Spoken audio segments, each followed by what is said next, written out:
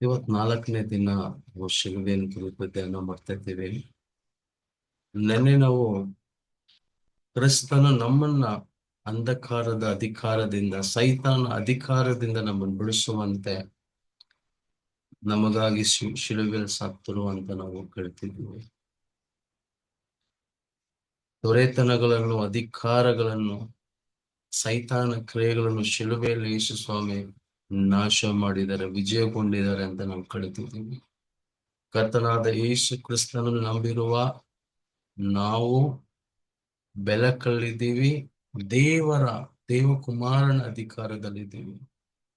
ಸೈತಾನನಿಗೆ ನಮ್ಮ ಮೇಲೆ ಅಧಿಕಾರ ಇಲ್ಲ, ಭಯ ಪಡಬೇಡಿ. ಕೇಳುವ ಸತ್ಯವನ್ನು ಮನಸ್ಸಲ್ಲಿಟ್ಕೊಳ್ಳಿ. ಮತ್ತೆ ಮತ್ತೆ ದೇವರು ಸತ್ಯವಾಕ್ಯವನ್ನು ಕೇಳಿಸ್ಕೊಳ್ಳಿ. ಇವತ್ತು ಮುಂದುವರ್ಸೋಣ. ಇವತ್ತು 4ನೇ ದಿನ, ಲಾಸ್ಟ್ ದಿನ. ಮತ್ತೆ ನಾಳೆ ಆರಾಧನೆ ಇರುತ್ತೆ ಚರ್ಚಲ್ಲೇ. 2 ಕೊರಿಂಥ್ಯ 5ನೇ ಅಧ್ಯಾಯ 21ನೇ ವಚನ. 2 Corinthians ಚಾಪ್ಟರ್ ನಂಬರ್ 5 ವರ್ಸ್ 21. ಪಾಪವನ್ನೇ ಅರಿಯದ ಕ್ರಿಸ್ತ ಯೇಸುವನ್ನು ದೇವರು ನಮಗೋಸ್ಕರ ಪಾಪ ಸ್ವರೂಪಿಯನ್ನಾಗಿಸಿದನು. ಕ್ರಿಸ್ತ ಯೇಸುವಿನಲ್ಲೇ ನಾವು ನೀತಿವಂತರಾಗಬೇಕೆಂದು ದೇವರು ಹೀಗೆ ಮಾಡಿದರು. ಎಂತ ಒಂದು ಸುಂದರವಾದ ವಾಕ್ಯ ನೋಡಿ.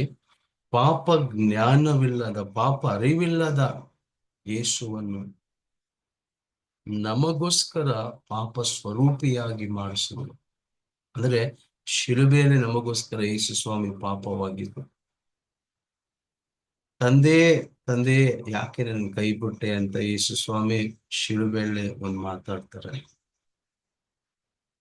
ನೋಡಿ. ಅನೇಕ ಬೈಬಲ್ ಪಂಡಿತರು ಹೇಳ್ತಾರೆ, ಆ ಸಮಯದಲ್ಲಿ ದೇವರು ಲೋಕದ ಪಾಪವನ್ನು ಕರ್ತನಾದ ಯೇಸು ಕ್ರಿಸ್ತನ ಮೇಲೆ ಇಡ್ತಾರೆ. ಪ್ರವಾದಿಗಳು ಹಿಂಗೆ ಹೇಳ್ತಾರೆ, ಪಾಪವನ್ನು ನೋಡಲಾರದ ಕಣ್ಣು ದೇವ್ರದು. ದೇವರಿಂದ ಪಾಪವನ್ನು ದೃಷ್ಟಿಸಿ ನೋಡಕ್ಕಾಗ. ದೇವರು ಪಾಪವನ್ನು ನೋಡಲ್ಲ. His eyes are purer. ಆತನ ಕಣ್ಣು ಪರಿಶುದ್ಧ ಕಣ್ಣು. ಆತನು ಪಾಪವನ್ನು ದೃಷ್ಟಿಸಿ ನೋಡಲ್ಲ ಅಂತ ವಾಕ್ಯಗಳು. ಸೊ ಕರ್ತನಾದ ಯೇಸು ಕ್ರಿಸ್ತನ ಮೇಲೆ ಪಾಪವನ್ನು, ಈ ಲೋಕದ ಪಾಪವನ್ನು ಇಡಲ್ಪಟ್ಟಾಗ ಆ ಮಾತನೆ ಯೇಸು ಸ್ವಾಮಿ ಹೇಳ್ತಾರೆ, ತಂದೆಯೇ ಯಾಕೆ ನನ್ನ ಕೈ ಬಿಟ್ಟ. 3 ಗಂಟೆ ಇಡೀ ಭೂಮಿಯೆಲ್ಲ ಕತ್ತಲೆಯಿಂದ ತುಂಬಿಕೊಳ್ಳುತ್ತೆ. ರೈಟ್. ಸೊ ಆ ಒಂದು ಘಟನೆ ನೆನೆಸ್ಕೊಳ್ಳಿ. ಶಿಲುಬೆಯಲ್ಲಿ ಏನಾಯ್ತು ಅಂತ. ನಮಗೋಸ್ಕರ ಕರ್ತನಾದ ಯೇಸು ಕ್ರಿಸ್ತನು ಪಾಪವಾದ್ರು. ಯಾಕೆ ಪಾಪವಾದ್ರು? ಯಾಕೆ ನಮ್ಮ ಪಾಪಗಳು ಆತನ ಮೇಲೆ ಇಡಲ್ಪಡ್ತು? ಒಂದೇ ಉದ್ದೇಶ, ನಾವು ದೇವರಲ್ಲಿ ನೀತಿವಂತರಾಗುವಂತ. ಯೇಸು ಸ್ವಾಮಿ ಯಾಕೆ ಸತ್ತಿದ್ದು? ನಮ್ಮನ್ನ ನೀತಿವಂತರಾಗಿ ಮಾಡುವಂತ. ಆತನ ಮೇಲೆ ಶಿಲುಬೆಯಲ್ಲಿ ಆತನ ಮೇಲೆ ಯಾಕೆ ಲೋಕದ ಪಾಪವನ್ನು ಇಡಲ್ಪಡುತ್ತೋ? ಯಾಕಂದ್ರೆ ನಾವು ಆತನಲ್ಲಿ ನೀತಿವಂತರಾಗುವಂತ. To make us righteous. ಈ ಸತ್ಯ ಅಂತ ತಿಳ್ಕೊಳ್ಳಿ, ಸ್ವೀಕರಿಸ್ಕೊಳ್ಳಿ. ಕರ್ತನಾದ ಯೇಸು ಕ್ರಿಸ್ತನನ್ನು ಸ್ವೀಕರಿಸಿಕೊಂಡಿರುವ ನಾವು ನೀತಿವಂತರು. We are righteous in god. ನಾವು ನೀತಿವಂತರು. ನಾವು ಪಾಪಿಗಳಲ್ಲ. ನಾವು ನಾವು ನೀತಿವಂತರು. We are righteousness. ನಾವು ನೀತಿವಂತರು. ನೋಡಿ, ನೀತಿ ಸ್ವಭಾವಕ್ಕೆ ಸಂಬಂಧಪಟ್ಟಿದ್ದು. ನಮ್ಮ ಪಾಪ ಸ್ವಭಾವ ಆದಾಮಿಂದ ಹೊಂದ್ಕೊಂಡ್ರಲ್ಲ, ಒಬ್ಬ ಮನುಷ್ಯನ ಮುಖಾಂತರವಾಗಿ ಪಾಪ ಲೋಕಕ್ಕೆ ಬಂತು ಅಲ್ಲ. ಸೊ ಸ್ವಭಾವ ಆದಾಮನಿಂದ ನಾವು ಹೊಂದ್ಕೊಂಡಿದ್ದು. ನಾವೆಲ್ಲ ಆದಾಮನ ಮಕ್ಕಳೇ, ಮೊದಲನೇ ಮನುಷ್ಯನ ಮಕ್ಕಳೇ ನಾವೆಲ್ಲ. ಆ ಮನುಷ್ಯನಿಂದಾನೇ ಎಲ್ಲರೂ ಸಹ ಹುಟ್ಟಿದ್ದು. ದೇವ್ಜನ್ರೆ, ಆ ಮನುಷ್ಯನಿಂದ, ಮೊದಲನೇ ಮನುಷ್ಯನಿಂದ ನಾವು ಹೊಂದ್ಕೊಂಡಿದ್ದು ಪಾಪದ ಸ್ವಭಾವ.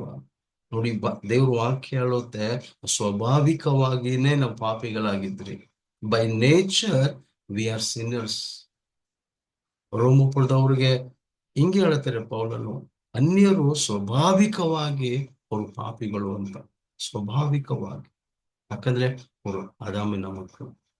ಇಲ್ಲಿ ಕ್ರಿಸ್ತನು ನಮ್ಮ ಪಾಪದ ಸ್ವಭಾವವನ್ನು, ನಾವು ಮಾಡಿದ ತಪ್ಪು, ಅಪರಾಧಗಳು, ನಮ್ಮ ಪಾಪದ ಸ್ವಭಾವವು, ಇದನ್ನೆಲ್ಲ ಯೇಸು ಸ್ವಾಮಿ ಶಿಲುಬೆಯಲ್ಲಿ ಹೊತ್ಕೊಂಡ್ರು, ಆತನ ಮೇಲೆ ಇಡಲ್ಪಡುತ್ತೆ. ಅವರ ನೀತಿಯ ಸ್ವಭಾವವನ್ನು ದೇವರು ನಮ್ಗೆ ಕೊಟ್ಟಿದ್ದಾರೆ. He changed our nature. ನಮ್ಮ ಸ್ವಭಾವವನ್ನು ದೇವರು ಬದಲಾಯಿಸಿದ್ದಾರೆ. ನೋಡಿ, ನಮ್ಮ ಸ್ವಭಾವವನ್ನು ಅವರು ತಗೊಂಡು ಅವರ ನೀತಿಯ ಸ್ವಭಾವವನ್ನು ನಮ್ಗೆ ಕೊಟ್ಟಿದ್ದಾರೆ. ಅವರೇ ದೇವ್ರ ಮಕ್ಕಳು. ನೋಡಿ, ಕರ್ತನಾದ ಯೇಸು ಕ್ರಿಸ್ತನನ್ನು ಸ್ವೀಕರಿಸಿಕೊಂಡಿರುವ ನಾವು ದೇವರ ಮಕ್ಕಳು. We are the children of god. ಯಾರೆಲ್ಲ ಆತನನ್ನು ಸ್ವೀಕರಿಸಿಕೊಂಡ್ರು, ಆತನ ಮೇಲೆ ನಂಬಿಕೆ ಇಟ್ಟರು, ದೇವರ ಮಕ್ಕಳಾಗುವ ಅಧಿಕಾರವನ್ನು ಕೊಟ್ಲಾಗುತ್ತೆ. ಅವರು ಶರೀರ ಸಂಬಂಧವಾಗಿ, ರಕ್ತ ಸಂಬಂಧವಾಗಿ ಅವ್ರು ಹುಟ್ಟಿಲ್ಲ, ದೇವರಿಂದಾನೇ ಹುಟ್ಟಿದ್ರು ಅಂತ. ಸೊ ನಾವು ದೇವರಿಂದ ಹುಟ್ಟಿದ್ವಿ. ಕರ್ತನಾದ ಯೇಸು ಕ್ರಿಸ್ತನ ಮೇಲೆ ನಂಬಿಕೆಯ ಮುಖಾಂತರವಾಗಿ ನಾವು ದೇವರಿಂದ ಹುಟ್ಟಿದ್ವಿ. ಅಂದ್ರೆ ನಮ್ಮ ಪಾಪ ಸ್ವಭಾವವನ್ನು ಯೇಸು ಸ್ವಾಮಿ ಶಿಲುಬೆಯಲ್ಲಿ ತಗೊಂಡು ಅವರ ನೀತಿಯ ಸ್ವಭಾವವನ್ನು ನಮ್ಗೆ ಕೊಟ್ಟಿದ್ದಾರೆ. 1 ಯೋಹಾನ 4:17 ಹೇಳುತ್ತೆ, ಆತನು ಎಂಥವನು, ನಾವು ಅಂಥವರಾಗಿರ್ತೀವಿ. As he is, so we are in this world. ಆತನು ಎಂಥವನು, ನಾವು ಅಂಥವರಾಗಿದ್ದೀವಿ. ನೋಡಿ, ದೇವರು ನಮ್ಮನ್ನ ಮಕ್ಕಳೇ ಅಂತ ನಮ್ಮನ್ನು ಕರೀತಾ ಇದ್ದಾರೆ. 1 ಯೋಹಾನ 3:1 ನಮ್ಮನ್ನ ಮಕ್ಕಳೇ ಅಂತ. ದೇವ್ರು ನಮ್ಮಲ್ಲಿ ಎಂತ ಪ್ರೀತಿ ಇಟ್ಟಿದ್ದಾರೆ, ದೇವ್ರು ನಮ್ಮನ್ನ ಮಕ್ಕಳಂತ ಭಾವಿಸ್ತಾ ಇದ್ದಾರೆ. ಈ ಕಾಲ್ಸ್ us ಚಿಲ್ಡ್ರನ್, ಮಕ್ಕಳಂತ. ಯಾಕೆ ಮಕ್ಕಳು? ನೋಡಿ, ನಾವು ಪಾಪಿ ಅಲ್ಲ, ಪಾಪದ ಸ್ವಭಾವವನ್ನು ಹೊಂದಿರೋರಲ್ಲ, ನಾವು ನೀತಿವಂತರು, ನೀತಿಯ ಸ್ವಭಾವವನ್ನು ಧರಿಸ್ಕೊಂಡಿದೀವಿ. ನೋಡಿ, ಎಫೆಸೀಯ 4ನೇ ಅಧ್ಯಾಯ, ಎಷ್ಟೊಂದು ಸುಂದರವಾದ ವಾಕ್ಯ ಇದು. ಎಫೆಸೀಯ 4ನೇ ಅಧ್ಯಾಯ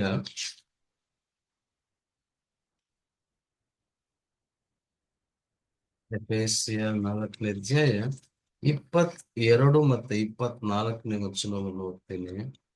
ಯೇಸು ಕ್ರಿಸ್ತನಲ್ಲಿರುವ ಸತ್ಯ ಉಪದೇಶವು ಯಾವುದೆಂದರೆ, ನೀವು ನಿಮ್ಮ ಹಿಂದಿನ ನಡತೆಯನ್ನು ಅನುಸರಿಸದೆ ಪೂರ್ವ ಸ್ವಭಾವವನ್ನು ತೆಗೆದು ಹಾಕಬಿಡಬೇಕು. ಅದು ಮೋಸಕರವಾದದ್ದು, ದುರಾಶೆಗಳಿಂದ ಕೆಟ್ಟು ಹೋಗುವಂಥದ್ದು. ನೋಡಿ, ಇಲ್ಲಿ ಪೂರ್ವ ಸ್ವಭಾವ, ಅದಾಮನಿಂದ ನಾವು ಹೊಂದ್ಕೊಂಡಿರುವ ಹಳೆ ಸ್ವಭಾವ ಬಗೆಯಲ್ಲಿ ಮಾತಾಡುತ್ತೆ. ನಾವು ರಕ್ಷಣೆ ಒಂದಕ್ಕಿಂತ ಮುಂಚೆ ಇದ್ದ ಹಳೆ ಮಾಂಸದ ದೇಹದ ಸ್ವಭಾವ, ಪಾಪದ ಸ್ವಭಾವ, ದುರಾಶೆಯ ಸ್ವಭಾವ ಬಗೆಯಲ್ಲಿ ಮಾತಾಡುತ್ತೆ. ನಾವು ಹಳೆ ಸ್ವಭಾವವನ್ನು ಬಿಚ್ಚಾಕಿದೀವಿ. ತಿಳ್ಕೊಳ್ಳಿ. ನೋಡಿ, ಇದನ್ನ ಅರಿಯದೆ ಅನೇಕ ಕ್ರೈಸ್ತರು ಯಾಕೆ ತಪ್ಪು ಮಾಡುತ್ತಾ ಇದ್ದಾರೆ, ಯಾಕೆ ಇನ್ನೂ ಪಾಪದಲ್ಲಿ ಜೀವಿಸ್ತಾ ಇದಾರೆ ಅಂದ್ರೆ, ಅವ್ರಿಗಿನ್ನೂ ಕಣ್ಣು ತೆರೆಯಲ್ಪಟ್ಟಿಲ್ಲ. ಅವ್ರು ಬಿಡುಗಡೆ ಆಗಿದ್ದಾರೆ, ಅವ್ರು ನೀತಿವಂತರು, ನೀತಿಯ ಸ್ವಭಾವವನ್ನು ಧರಿಸ್ಕೊಂಡಿದ್ದಾರೆ. ನಾನು ನೀತಿವಂತನು, ನನ್ನಿಂದ ಪಾಪ ಮಾಡಕ್ಕಾಗಲ್ಲ ಅಂತ ಅವ್ರಿಗೆ ಗೊತ್ತಿಲ್ಲ. ನೋಡಿ, ಪಾಪದ ಸ್ವಭಾವ ಇರೋವನು ಪಾಪ ಮಾಡ್ತಾನೆ, ನೀತಿಯ ಸ್ವಭಾವ ಇರೋವನು ಪಾಪ ಮಾಡಲ್ಲ, ನೀತಿವಂತನಾಗಿ ನಡ್ಕೊಂತಾನೆ. ಯೋನಿಸ್ತ ಪಾಪದ ಸ್ವಭಾವ ಇರೋವನು ನೀತಿವಂತನಾಗಿ ನಡ್ಕೊಳಕ್ಕಾಗಲ್ಲ. ಅವನ ಆಲೋಚನೆಗಳು, ಆಸೆ, ಇಚ್ಛೆ ಎಲ್ಲ ಕೆಟ್ಟದಾಗಿ ಇರುತ್ತೆ. ತಪ್ಪು ಮಾಡ್ಬೇಕು, ಅಪರಾಧ ಮಾಡ್ಬೇಕು, ಅನ್ಯಾಯ ಮಾಡ್ಬೇಕು ಅಂತ ಇರುತ್ತೆ. ಆದ್ರೆ ನೀತಿವಂತನ ಸ್ವಭಾವವನ್ನು ಧರಿಸ್ಕೊಂಡಿರುವ ನಾವು, ನೋಡಿದ್ದು ಇದು ದೇವರಿಂದ ಉಂಟಾಗುವ ನೀತಿ.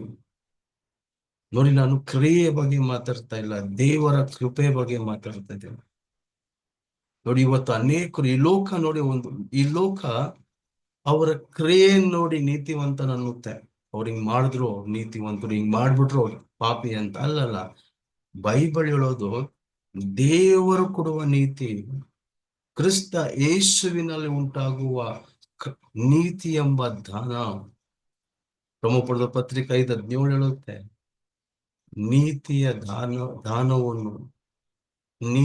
ದಾನವನ್ನು ಧಾರಾಳವಾದ ಕೃಪೆಯನ್ನು ಹೊಂದಿರುವ ನಾವು ನಿಶ್ಚಯವಾಗಿ, ಖಂಡಿತವಾಗಿ ನಮ್ಮ ಜೀವಿತದಲ್ಲಿ ನಾವು ಆಳುವವರಾಗಿರ್ತೇವೆ. ಇಷ್ಟು ಕ್ಲಿಯರ್ ಆಗಿ ನೋಡಿದ್ದೀವಿ ವಾಕ್ಯ. This is the gift. ಈ ಸ್ವಭಾವ ವರ. ನೋಡಿ, 2011ರಲ್ಲಿ ನಾನು ಅನ್ಯ ಭಾಷೆ ಎಂಬ ವರವನ್ನು ಹೊಂದ್ಕೊಂಡೆ. ಪವಿತ್ರಾತ್ಮನನ್ನು ಹೊಂದ್ಕೊಂಡಾಗ ಅನ್ಯ ಭಾಷೆ ಎಂಬ ವರವನ್ನು ನಾನು ಹೊಂದ್ಕೊಂಡೆ. ಆ ಕ್ಷಣದಿಂದ ಆವತ್ತಿಂದ ಇವತ್ತವರೆಗೂ ಅನ್ಯ ಭಾಷೆ ಅದ್ ಅದ್ ಹೆಂಗ್ ಮಾತಾಡುತ್ತೀನಿ ಅಂತ ನನಗೆ ಗೊತ್ತಿಲ್ಲ. ಮಿಶ್ಮಯ, ದಿಸ್ ಇಸ್ ಗಿಫ್ಟ್, ಪ್ಯೂರ್ ಆಗಿ ಗಿಫ್ಟ್. ಅವತ್ತಿಂದ ಪ್ರವಾದನೆ, ದರ್ಶನಗಳು ಬರುತ್ತೆ. ಒಬ್ರಿಗೆ ಪ್ರೇಯರ್ ಮಾಡುವಾಗ, ಒಬ್ರು ನೋಡುವಾಗ ಅವರ ಬಗ್ಗೆ ದರ್ಶನ ತರ ಬರುತ್ತೆ. ಹೆಂಗಂತ ಗೊತ್ತಿಲ್ಲ, ಇಟ್ ಹ್ಯಾಪನ್ಸ್. ಮತ್ತೆ ಪ್ರಾರ್ಥನೆ ಮಾಡುವಾಗ ಸ್ವಸ್ಥತೆ ಉಂಟಾಗುತ್ತೆ, ಅವರ ಕಾಯಿಲೆಗಳು ವಾಸಿಯಾಗುತ್ತೆ, ದೆವ್ವಗಳು ಬಿಟ್ಟು ಹೋಗುತ್ತೆ. ಪ್ರೇಯರ್ ಮಾಡುವಾಗ ದೆವ್ವಗಳು ಆಡೋ ಶುರುವಾಯ್ತು. ನನ್ಗೆ ಆಶ್ಚರ್ಯ, ಹೆಂಗಪ್ಪ ಇದು ಇಷ್ಟು ವರ್ಷ ಇರ್ಲಿಲ್ಲ, ಸಡನ್ ಆಗಿ ಹೆಂಗೆ? ಅದೇ ದೇವರ ವರ, ದೇವರ ಕೃಪೆ. ಇಷ್ಟು ದಿನ ನಾನು ಪಾಪಿಯಾಗಿದ್ದಿರ್ಬೋದು, ಆದ್ರೆ ಕ್ರಿಸ್ತ ಯೇಸುವಿನ ಮೇಲಿರುವ ನಂಬಿಕೆಯ ಮುಖಾಂತರವಾಗಿ ನಾನು ನೀತಿಯ ವರವನ್ನು, ನೀತಿಯ ಸ್ವಭಾವವನ್ನು ಹೊಂದಿಕೊಂಡಿದ್ದೇನೆ. ಚೇಂಜ್ ಆಯ್ತಲ್ಲ. ನಿನ್ನೆವರೆಗೂ, ಒಂದು ವೇಳೆ ನಿನ್ನೆವರೆಗೂ ನೀವು ಪಾಪದ ಸ್ವಭಾವದಲ್ಲಿರ್ಬಹುದು, ಹಳೇ ಮನುಷ್ಯನಾಗಿ ಜೀವಿಸ್ತಾ ಇರ್ಬೋದು. ಇವತ್ತು ನಂಬಿ ಕರ್ತನಾದ ಯೇಸು ಕ್ರಿಸ್ತನು ನಿಮ್ಮ ಪಾಪಕ್ಕಾಗಿ ಸತ್ತರು, ನಿಮ್ ನೀತಿಗಾಗಿ ಎದ್ರು, ಯೇಸುವೇ ಕರ್ತನು ಅಂತ ನಂಬಿಕೆ ನೀವು ರಕ್ಷಣೆ ಹೊಂದ್ಕೊಂತೀರಾ. ಕರ್ತನಾದ ಯೇಸು ಕ್ರಿಸ್ತನು ಕೊಡುವ ಈ ನೀತಿಯ ಸ್ವಭಾವವನ್ನು ನೀವು ಹೊಂದ್ಕೊಂತೀರಾ. Will start living as a new, ಹೊಸ ವ್ಯಕ್ತಿಗಳಾಗಿ ನೀವು ಜೀವಿಸ್ತೀರಿ.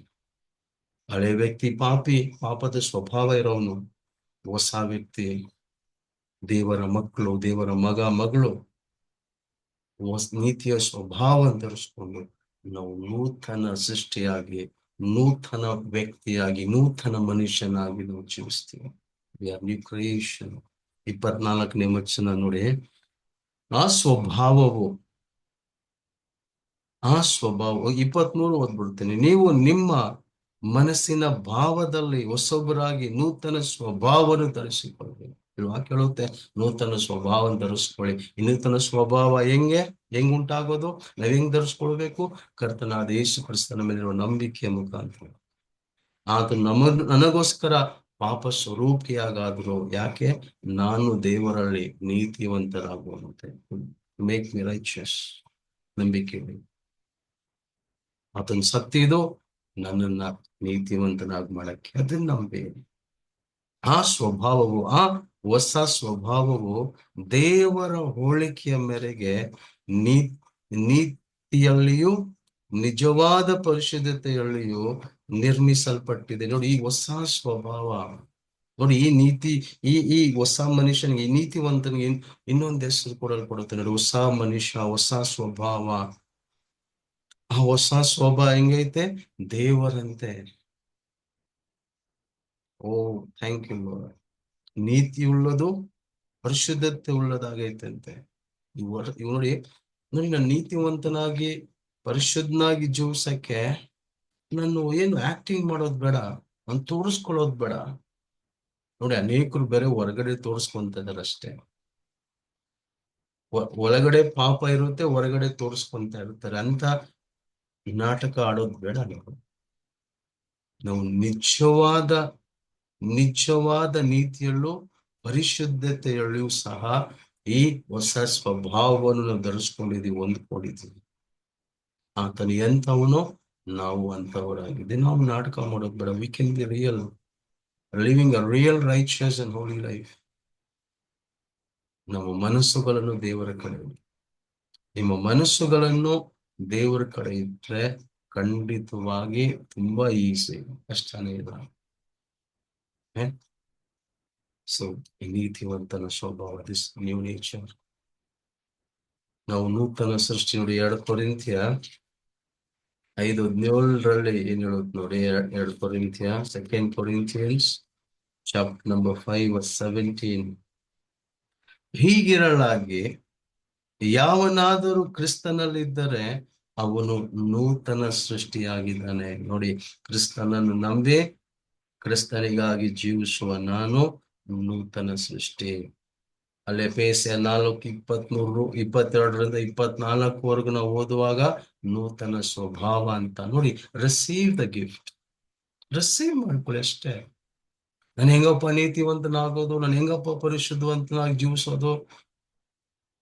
ಹೊಂದ್ಕೊಳ್ಳಿ. ದೇವರು ಕೊಡುವ ದಾನವನ್ನು, ಆ ಹೊಸ ಸ್ವಭಾವವನ್ನು, ಅನೀತಿಯ ಸ್ವಭಾವವನ್ನು ಹೊಂದ್ಕೊಳ್ಳಿ. ಅದು ಕೃಪಾವರ. ಜಸ್ಟ್ ರಿಸೀವ್, ಫೇತ್ ಅಲ್ಲಿ ರಿಸೀವ್ ಮಾಡ್ಕೊಳ್ಳಿ.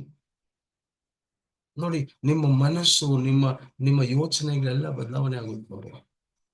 ಈ ನೂತನ ಸ್ವಭಾವವನ್ನು ನೀವು ಹೊಂದ್ಕೊಂಡ್ರೆ your minds will change. ನೆನ್ನೆ ಯೋಚನೆ ಮಾಡ್ತಾ ಇರೋ ರೀತಿಯಲ್ಲಿ ಇವತ್ತು ನೀವು ಯೋಚನೆ ಮಾಡಲ್ಲ. ಇವತ್ತು ಹೊಂದ್ಕೊಳ್ಳಿ. ನಾಳೆ ನೀವು ಬೆಳಗ್ಗೆ ಎದ್ದೇಳುವಾಗ ನಿಮ್ಮ ಯೋಚನೆಗಳು ಚೇಂಜ್ ಆಗಿರುತ್ತೆ. ನಿಮ್ಮ ಮನಸ್ಸುಗಳು, ಪ್ರೈರಾರಿಟೀಸು ಚೇಂಜ್ ಆಗಿರುತ್ತೆ. ಖಂಡಿತ 100%. ದೇವ್ರ ವಾಕ್ಯ, ದೇವ್ರ ಸತ್ಯ ಇದು. ದೇವರು ಏನ್ ನಮಗೋಸ್ಕರ ಮಾಡಿದಾರೋ ಅದು ಬರೆಯಲ್ಪಟ್ಟೈತೆ. ಸುಳ್ಳಾಡಕ್ ದೇವ್ರ ಮನುಷ್ಯರಲ್ಲ. ನಾವು ನೂತನ ಸೃಷ್ಟಿ ಅಂದ್ರೆ ನೂತನ ಸೃಷ್ಟಿ. ನಮ್ಗೆ ಆಮೇಲೆ ನೀವು ಕ್ರಿಯೇಷನ್ ಹೇಳಿ, ನಾನು ನೂತನ ಸೃಷ್ಟಿ, ನಾನು ಕ್ರಿಸ್ತನಲ್ಲಿದ್ದೀನಿ, ನಾನು ನೂತನ ಸೃಷ್ಟಿ. ಅಲ್ಲೇ ಸ್ವಭಾವಗಳು, ಅಲ್ಲೇ ಪರಿಸ್ಥಿತಿಗಳು ಎಲ್ಲ ಹೋಯ್ತು, ಎಲ್ಲ ನೂತನವಾಯ್ತು. ಎಷ್ಟು ಕ್ಲಿಯರ್ ಆಗಿ ಹೇಳುದು ನೋಡಿ. ಈಗಿರಲಾಗಿ ಯಾವನಾದರೂ ಕ್ರಿಸ್ತನಲ್ಲಿದ್ದರೆ ಅವನು ನೂತನ ಸೃಷ್ಟಿ. ಹಳೆಯವುಗಳು ಅಳಿದೋದವು. ಈಗೋ ಅಂದ್ರೆ ನೋಡಿ, ನೋಡಿ ಎಲ್ಲವೂ ನೂತನವಾದವು. ನೋಡಿ, ನೀವು ನೋಡ್ತೀರಾ, ಯು ವಿಲ್ ಸಿ, ನೀವು ನೋಡ್ತೀರಾ ಎಲ್ಲ ನೂತನವಾಗೋದು. ಅಲ್ಲಿ ಸ್ವಭಾವ ಎಲ್ಲ ಬಿಟ್ಟೋಗಿ, ಅಲ್ಲಿ ಪಾಪ, ಅಲ್ಲಿ ಯೋಚನೆಗಳು ಎಲ್ಲ ಹೋಗಿ ಎಲ್ಲ ನೂತನವಾಗುತ್ತೆ. ದೇವರಿಗೋಸ್ಕರ ಜೀವಿಸೋದು ನಿಮ್ಗೆ ಹೆಂಗಿರುತ್ತೆ ಅಂದ್ರೆ ಖುಷಿಯಾಗಿರುತ್ತೆ, ಆನಂದವಾಗಿರುತ್ತೆ, ಉಲ್ಲಾಸವಾಗಿರುತ್ತೆ. ಇನ್ನು ದಾಹವಾಗಿರ್ತೀರಾ. ಇನ್ನು ನನ್ನ ದೇವ್ರಿಗೋಸ್ಕರ ಇನ್ನು ನಾನು ದೇವರಿಂದ ಹೊಂದ್ಕೊಳ್ಬೇಕು, ಇನ್ನು ದೇವರು ನನ್ನ ಜೀವಿತದಲ್ಲಿ ಕಾರ್ಯಗಳು ಮಾಡಬೇಕು, ಇನ್ನು ಸತ್ಯ ಉಪದೇಶವನ್ನು ಕೇಳಬೇಕು ಅಂತ ನಿಮ್ಗೆ ತುಂಬಾ ಆಸಕ್ತಿ ಉಂಟಾಗುತ್ತೆ. 100% ಮೇನ್. ಸೊ ದೇವ್ ಜನರೇ, ಯೋಹಾನ 3ನೇ ಅಧ್ಯಾಯ 16ನೇ ವಚನ ನೋಡಿ, ಎಂತ ವಾಕ್ಯ. ದೇವರು ಲೋಕವನ್ನು ಎಷ್ಟೋ ಪ್ರೀತಿ ಮಾಡಿ, ದೇವರು ಲೋಕವನ್ನು ನಮ್ಮನ್ನ ಎಷ್ಟೋ ಪ್ರೀತಿ ಮಾಡಿ ಅಂತೆ. ಯೇಸು ಸ್ವಾಮಿ ಮಾತಾಡುವ ಮಾತು, ಯೋಹಾನನು ಅದನ್ನ ಕೇಳಿಸ್ಕೊಂಡು ಇಲ್ಲಿ ಬರೆದಿದ್ದಾರೆ, ಯೋಹಾನ ಪುಸ್ತಕದಲ್ಲಿ ಸಭೆಗೆ ಬರೆದಿದ್ದಾರೆ. ದೇವರು ಲೋಕದ ಮೇಲೆ ಎಷ್ಟೋ ಪ್ರೀತಿ ಇತ್ತು. ದೇವರು ನಿಮ್ಮನ್ನ ಎಷ್ಟು ಪ್ರೀತಿಸ್ತಾರೆ ಗೊತ್ತಾ? ಎಷ್ಟೋ ಅಂದ್ರೆ ಲೆಕ್ಕನೆ ಮಾಡಕ್ಕಾಗ. ರೋಮಪುರದ ಪತ್ರಿಕೆ 8ರಲ್ಲಿ ಕ್ರಿಸ್ತನ ಪ್ರೀತಿಯಿಂದ ನಮ್ಮನ್ನ ಬೆಳೆಸುವವರು ಯಾರು?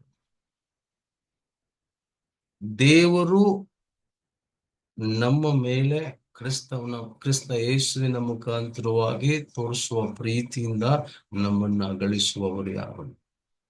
ಮರಣವೋ, ಜೀವವೋ, ದುರಾತ್ಮಗಳೋ, ದೂತರೋ, ಯಾವುದು ಅದೊಂದು ಲಿಸ್ಟೇ ಕೊಡ್ತಾರೆ, ಯಾವುದು ಸಹ ನಮ್ಮನ್ನ ದೇವರ ಪ್ರೀತಿಯಿಂದ ನಮ್ಮನ್ನ ಗಳಿಸಕ್ಕಾಗಲ್ಲ.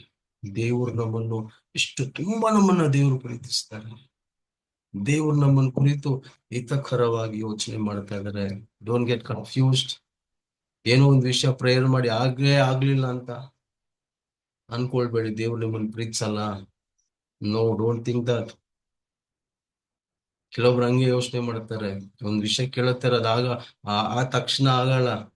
ಅದಕ್ಕೆ ದೇವ್ರು ನನ್ಗೆ ಯಾಕೆ ಮಾಡಿಲ್ಲ, ದೇವ್ರು ನನ್ಗೆ ಪ್ರೀತಿಸ್ತಾರ? ದೇವ್ರು ನಿಮ್ಮನ್ನು ಎಷ್ಟೋ ಪ್ರೀತಿಸಿ ತನ್ನ ಒಬ್ಬನೇ ಮಗನನ್ನು ಕೊಟ್ಟಿದ್ದಾರೆ. ಯಾಕೆ ಗೊತ್ತಾ?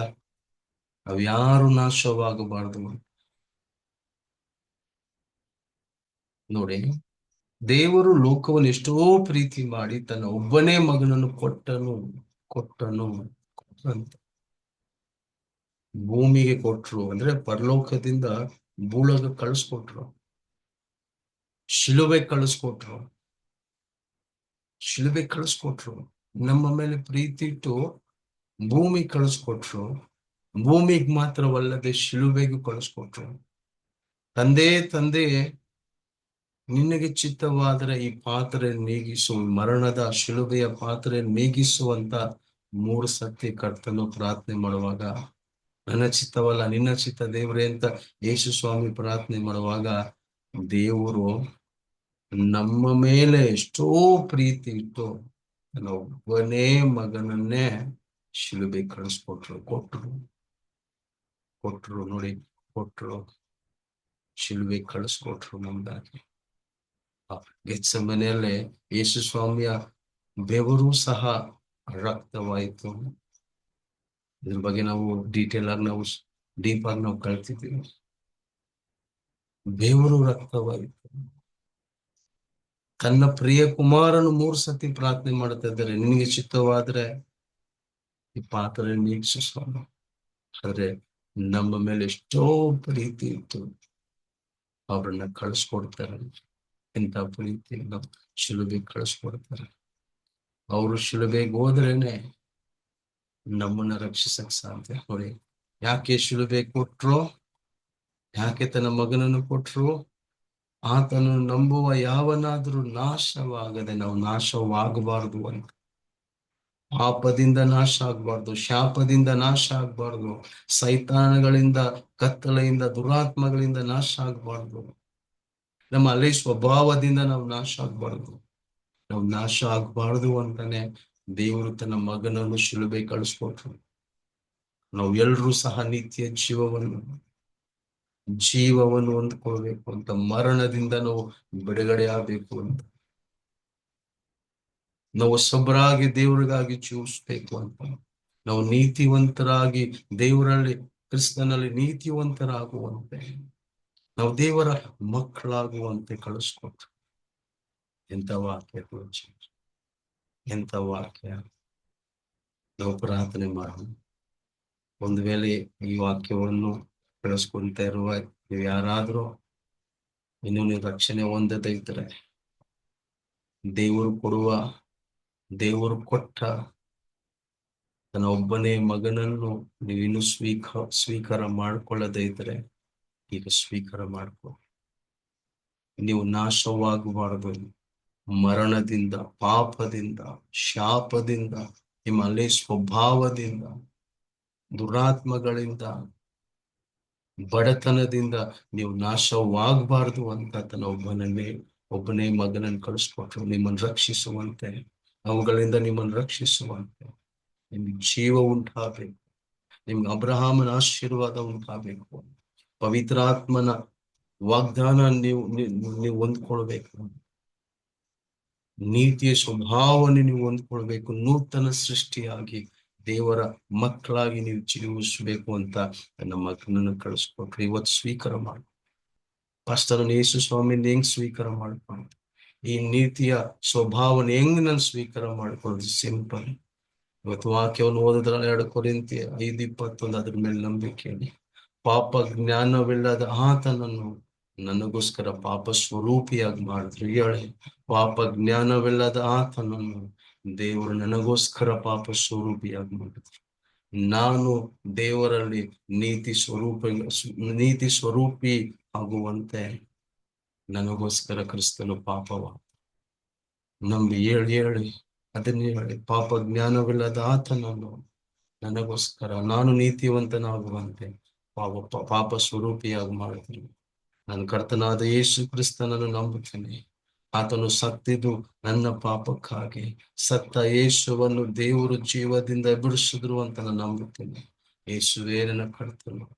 ದೇವರೇ, ನೀನು ಕೊಡುವ ನೀತಿಯ ಸ್ವಭಾವವನ್ನು ನಾನು ಹೊಂದ್ಕೊಂತೀನಿ. ಈ ಹೊಸ ಸ್ವಭಾವವನ್ನು ನಾನು ಹೊಂದ್ಕೊಂತೀನಿ. ನಾನು ನೂತನ ಸೃಷ್ಟಿ ಕೊಡ್ತೇನೆ. ನಿನ್ನ ಮೇಲೆ ನಂಬಿಕೆ ಇಡ್ತಾ ಇದ್ದೇನೆ. ಆಮೇಲೆ ಯೇಸುವಿನ ನಾಮದಲ್ಲಿ ನೋಡಿ, ಈ ಪ್ರಾರ್ಥನೆಯನ್ನು ನಾನು ಹಿಂದೆ ಆಡಿದಿರಂದ್ರೆ ಈ ನೂತನ ಸೃಷ್ಟಿ, ನೀತಿಯ ಸ್ವಭಾವವನ್ನು ನಿರ್ಧರಿಸ್ಕೊಂಡಿದ್ದೀರ. ನೋಡಿ, ನಿಮ್ಮ ಸ್ವಭಾವ, ನಿಮ್ಮ ಮನಸ್ಸು ಎಲ್ಲ ನೂತನವಾಗೈತೆ. ನಿಮ್ಮ ಹಳೆ ಪರಿಸ್ಥಿತಿಗಳು ನಿಮ್ಮನ್ನು ಬಿಟ್ಟು ಹೋಯ್ತು. You are new in Christ. ನಿಮ್ಮ ಲೈಫ್ ಚೇಂಜ್ ಆಗುತ್ತೆ, ಚೇಂಜ್ ಮಾಡಿದ್ದಾರೆ. God bless you. ದೇವರು ನಿಮ್ಮನ್ನು ಆಶೀರ್ವದಿಸ್ತಾರೆ.